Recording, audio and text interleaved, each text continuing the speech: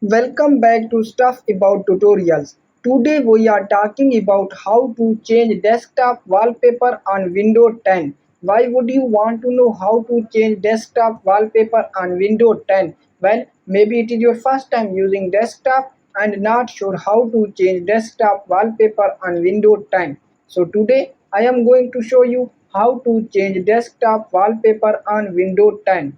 Check video description and I will try to leave the written instructions. Changing desktop wallpaper on Windows 10 is quite simple and easy to do, and the process is same for any window.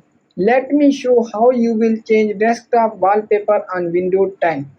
First of all, right click on your mouse and then select a option personalize. If it's not available in your PC, then search personalize in search section.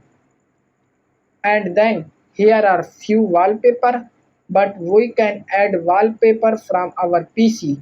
So first click on browse and then select a wallpaper from your PC and then click on choose picture, and that pic has been added in your wallpaper.